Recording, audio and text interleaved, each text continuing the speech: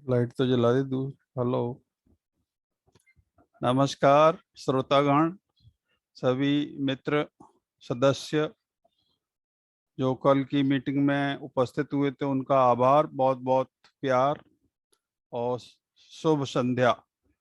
शुभ संध्या के अवसर पर ये सेशन आप लोगों के लिए स्पेशली आयोजित किया गया है शर्मा एस्ट्रोटॉक के संदर्भ में। तो you be ready to get your answers which I have received till now. तो क्वेश्चन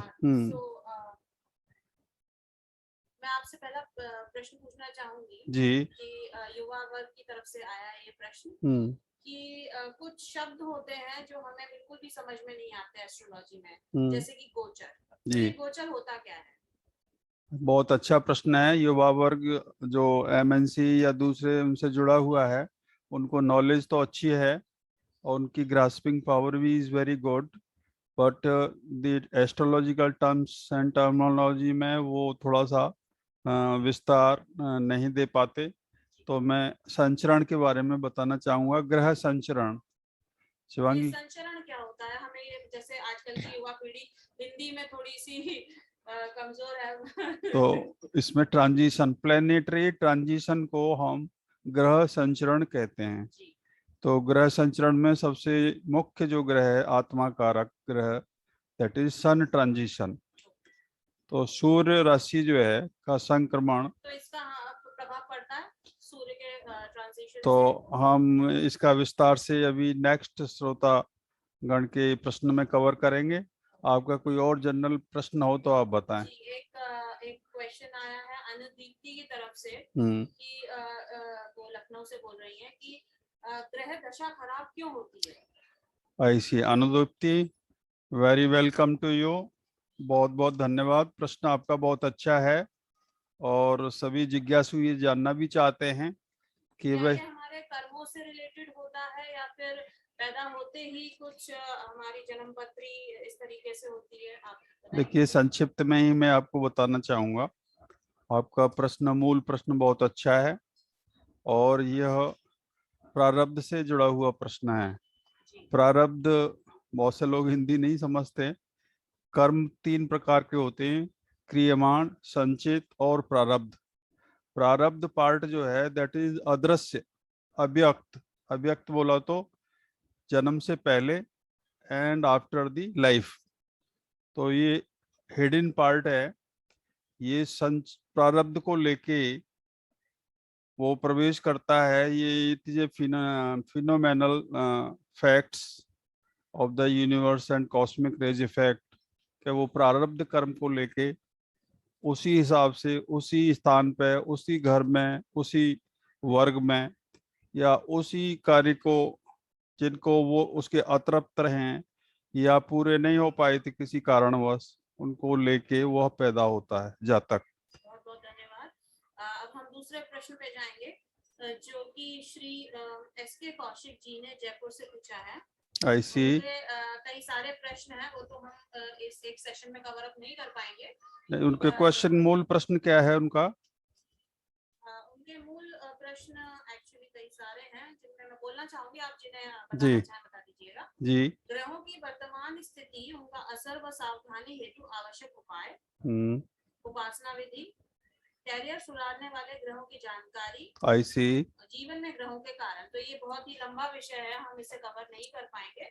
और शॉर्ट में आप कुछ बताना चाहेंगे? जैसा कि आपने कहा, ग्रहों की वर्तमान स्थिति, ये it is a comprehensive subject and this questions, उनकी जिज्ञासा सही है, परंतु इस जिज्ञासा में उनका कोई स्पेसिफिक क्वेश्चन नहीं है, इसलिए मैं स्थूल रूप में ही आपको बताना चाहूँगा। सभी दर्शक और सभी श्रोतागण, yes listen, you are right. इसमें होता क्या है कि उनका मूल प्रश्न है कि मूल प्रश्न है कौशिक साहब का, या ग्रहों की वर्तमान स्थिति। तो इसमें मैं बताना चाहूँगा, वर्तमान स्थिति में जयपुर के हिसाब से ट्रांजिशन जो है, as on today, it is sun planet is moving in Leo, सिंह राशि में संचारित है। बाकी के जो अन्य ग्रह हैं, आज सूर्योदय के समय पे लग्न भी जयपुर में, जयपुर के हिसाब से सूर्य लग्न लियो ही था, सिंह लग्न में सूर्य था। ये नेक्स्ट हम आते हैं तो वो कन्या राशि में बुध और मंगल हैं, और तुला राशि में शुक्र हैं, और वृश्चिक राशि में केतु का संचरण हो रहा है, और चंद्रमा आज धनु राशि पे संचारित है। इसी प्रकार जैसे कौशिक साहब ने पूछा है, शनि ग्रह जो मंदचर है वह मकर राशि में संचारित है। अन्य ग्रह इसी प्रकार से जैसे बृहस्पति हैं, बृहस्पति देव अभी कुंभ किससे इधर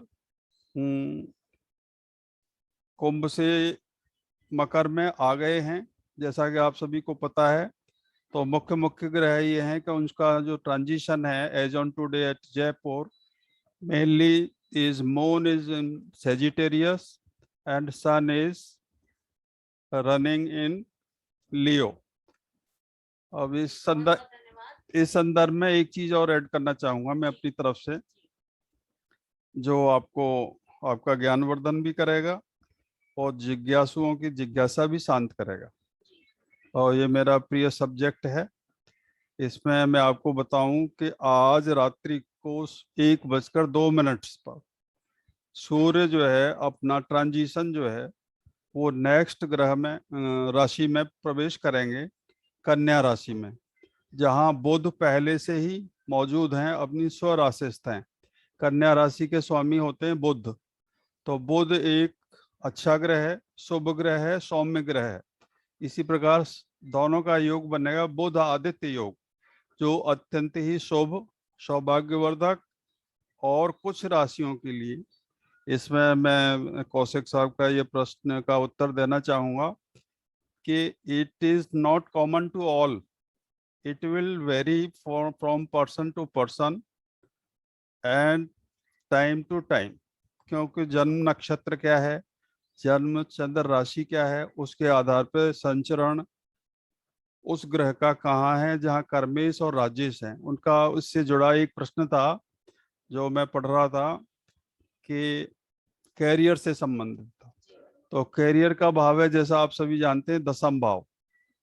तो दसम भाव का स्वामी क्या है, दसम राशि, दसम भाव में ग्रह क्या स्थित हैं, पर्टिकुलर पर्सन के हिसाब से ही प्रेडिक्शन दिए जा सकते हैं, और वह किस अंश, किस नक्षत्र पर अवस्थित है उस समय। तो accordingly the results will vary. Thank you. Meanwhile बीच में अभी डॉक्टर नवनीत शर्मा जी का हनुमानगढ़ से आपके लिए नमस्कार आया है। ओ डॉक्टर साहब को नमस्कार, बहुत दिनों बाद आपका नमस्कार मिला, बहुत बहुत धन्यवाद जी। और इंजीनियर श्री श्याम वशिष्ठ जी भी काफी अप्रिशिएट कर रहे हैं आपके इस astro talk. Shyam Vashishtha is the motivator इस ग्रुप का, जो है उन्होंने अप्रिशिएट किया है, हम उनके आभारी हैं।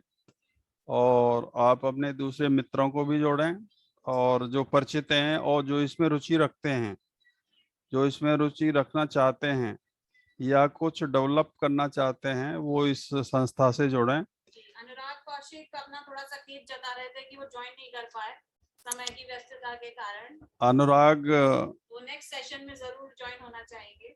Best of luck, I wish you all the best.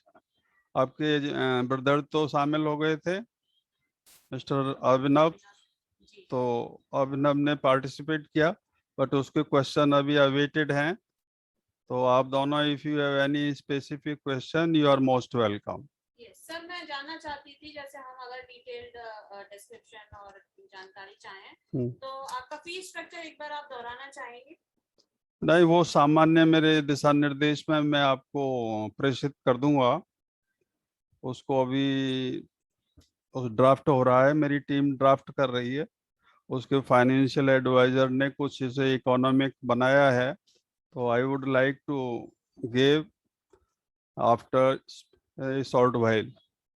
Thank you so much तो आपके इस टाइम के लिए। इसमें जो विषय को थोड़ा विस्तार देते हुए मैं 2-3 अच्छी सी बातें आपको बताना चाहूँगा।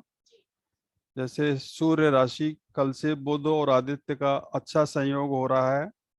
ये 17 सितंबर रात्रि को 1:02 से 17 अक्टूबर 1 बजे तक, दोपहर 1 बजे तक इसमें संचरित करेंगे। तो सूर्य का जो प्रभाव है, जिसमें कौशिक साहब का और अन्य जिज्ञासुओं का भी, I think Anudipti was from Kanpur और लखनऊ, अच्छा, उनका भी एक इसमें जुड़ा हुआ है। तो मैं दोनों का एक समाहित कोशिश, मेरा प्रयास रहेगा कि आपके मूल प्रश्न का उत्तर आपको मिले। अच्छे और बुरे ग्रह, अच्छा ग्रह और बुरा ग्रह अपने आप में कोई नहीं होता। अच्छा ग्रह वो होता है जो आपको अच्छे फल दे रहा है, बुरा ग्रह वो है जो आपको बुरा फल दे रहा है। हर ग्रह अच्छा है, हर ग्रह अपने डेविलेशन फॉर्म में या उच्च अनुचित स्थान में या शत्रु भाव में बैठ के खराब फल देता है। इसी प्रकार सौम्य ग्रह अच्छा फल देते हैं हमेशा। शनि मंदचर है, शनि अपनी स्वाभाविक तौर पे दंडात्मक ग्रह हैं। वो अपने कर्मों के आधार पे वो अपना जजमेंट सुनाते हैं और समय समय पे सभी जातकों को उसका फल प्राप्त होता रहता है। तो इसमें मुख्य जो है सूर्य और शनि और बृहस्पति ग्रहों का रोल रहता है। तो बृहस्पति भी अच्छा है। अब जैसे बृहस्पति राशि है, बृहस्पति मकर राशि में वापस वक्री होके आई हैं अभी कल ही, 16 तारीख को, सॉरी 14 तारीख को, 14 of this month of September, Jupiter has retrograde motion has come up in the Capricorn from Aquarius।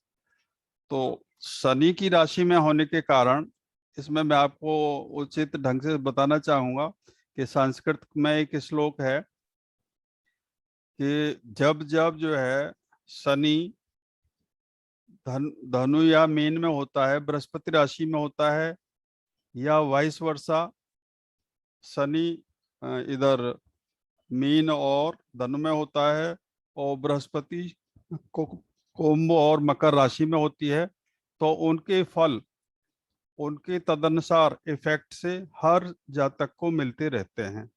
जैसे शनि खराब ग्रह है लेकिन अच्छे परिणाम देगा, और बृहस्पति एक अच्छा ग्रह है फिर भी वह मकर राशि में उतने अच्छे परिणाम नहीं दे पाता। तो संस्कृत का श्लोक तो अभी मुझे याद कंठस्थ नहीं हो पा रहा है, नेक्स्ट सेशन में फिर कभी।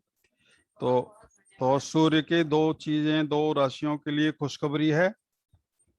1 मिनट का संक्षिप्त समय लूंगा आपका। Are you ready to listen? उसमें सूर्य का जो परिसंचरण है वह 3 राशियों के लिए अच्छी सौगात, अच्छा उपहार लेके आ रहा है। इसमें कर्क राशि, कैंसर, तो बूस्ट मिलेगा, कॉन्फिडेंस बढ़ेगा, ओवरऑल एक्सल्टेड पोजीशन में है।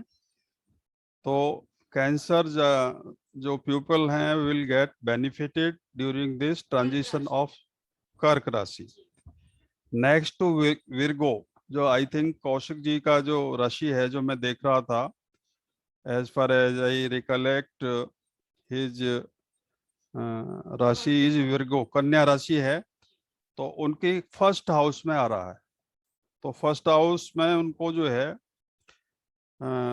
मध्यम परिणाम देगा, लेकिन कुछ चीज़ों में बहुत अच्छे परिणाम देगा। तो प्रयास करते रहें। As far as career is concern, youngsters में try Cancer, Scorpion and Sagittarius, they will boost up because सूर्य का संचरण 3, 6, 11 राशि में रिलेटिवली होगा मोशन। तो it will be benefited to Cancer people, Cancerian, Scorpion and Sagittarian people. तो they will get benefited. तो अब तक जो उन्होंने टेंशन झेला है, ने भी आपको बहुत बहुत बधाई दी है। किन्होंने? अंबोज अग्निहोत्री ने। अंबोज अग्निहोत्री, उन आपके प्रश्न अवेटेड हैं। डॉक्टर कल्पना अग्निहोत्री को धन्यवाद, उन्होंने भी कल भाग लिया था और उन्होंने 2-3 मित्रों को भी इंट्रोड्यूस किया है। आप अपने अपने प्रयास जारी रखें। मेरी तरफ से बहुत बहुत धन्यवाद, आभार, अपना ख्याल रखें। Thank you so much. धन्यवाद।